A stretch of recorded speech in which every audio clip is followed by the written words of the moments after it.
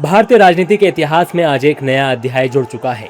प्रधानमंत्री नरेंद्र मोदी ने लगातार 12 वर्षों तक देश के शीर्ष पद पर बने रहने का एक ऐसा ऐतिहासिक कीर्तिमान स्थापित कर दिया है जिसने आजाद भारत के सबसे बड़े राजनीतिक मिथकों में से एक को तोड़ दिया है। पीएम मोदी ने देश के पहले प्रधानमंत्री पंडित जवाहरलाल नेहरू के लगातार लंबे समय तक पीएम रहने के रिकॉर्ड को पीछे छोड़ दिया है।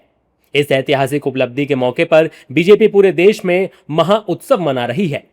वहीं राजनीतिक गलियारों में मोदी युग की ताकत और विपक्ष के भविष्य को लेकर एक नई बहस छिड़ चुकी है। फिलहाल बीजेपी में जश्न का माहौल है और कश्मीर से लेकर कन्याकुमारी तक पार्टी इस दिन को एक बड़े उत्सव के रूप में मना रही है। देश के प्रमुख मंदिरों में सुबह से ही केंद्रीय मंत्रियों, मुख्यमंत्रियों और दिग्गज बीजेपी नेताओं का तांता लगा हुआ है। पीएम मोदी की दीर्घायु और उत्तम स्वास्थ्य के लिए विशेष महामृत्युंजय जाप और पूजा अर्चना की जा रही है। आज कैबिनेट मीटिंग के दौरान सभी केंद्रीय मंत्रियों ने खड़े होकर पीएम मोदी को उनकी इस खास उपलब्धि के लिए बधाई भी दी। इस दौरान बीजेपी नेताओं ने क्या कुछ कहा, सुनिए। आज इतिहास है, ऐतिहासिक दिन है। आज के दिन आदरणीय प्रधानमंत्री नरेंद्र मोदी जी का 4399 दिन इलेक्टेड प्राइम मिनिस्टर के रूप में पूरा किया है और सबसे लंबे समय तक प्रधानमंत्री बनने का, इलेक्टेड प्राइम मिनिस्टर बनने का सौभाग्य प्राप्त किए हैं। मित्रों, आज हम सब के लिए बड़े गर्व की बात है कि माननीय प्रधानमंत्री श्री नरेंद्र मोदी जी के कुशल नेतृत्व में भारत नई ऊंचाइयों को छू रहा है। भारत का वर्चस्व पूरे विश्व में बढ़ रहा है। भारत में सामाजिक समरसता, लोगों के जीवन में अच्छे उपहार, व्यापार और उद्योग जगत में तेजी और 12 वर्ष सुशासन के, विकास के और देश को अपनी विरासत को और आगे बढ़ाने के लिए जो माननीय प्रधानमंत्री जी के नेतृत्व में हम सब ने देखे हैं।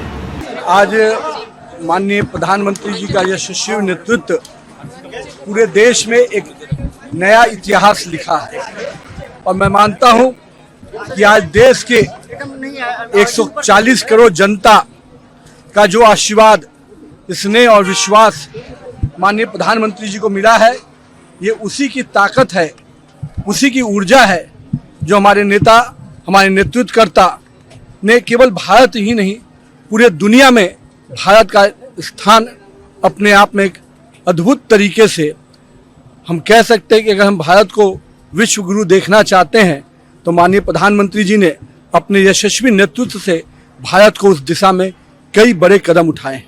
भारत के इतिहास में स्वर्ण अक्षरों में लिखा जाने वाला दिन है।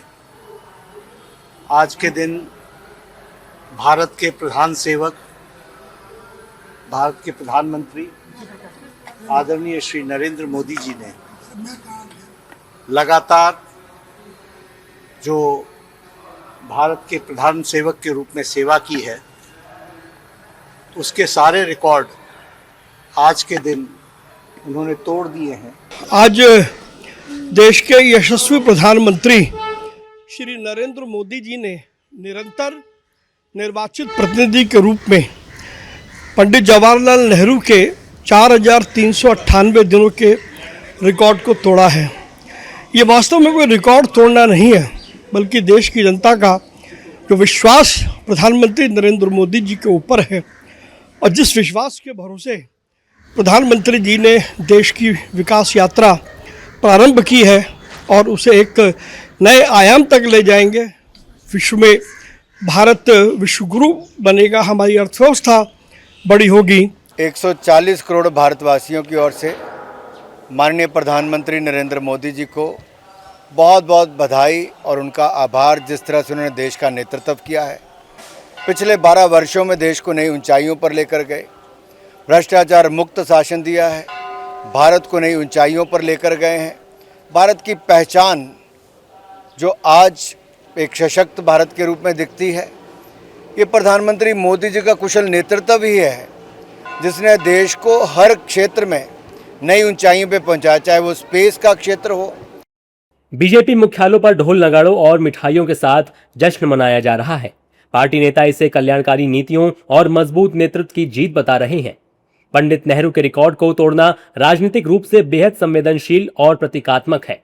बीजेपी हमेशा से कांग्रेस के नेहरूवादी मॉडल की आलोचना करती रही है और पीएम मोदी के कार्यकाल को विकसित भारत के स्वर्णिम काल के रूप में पेश करती आई है।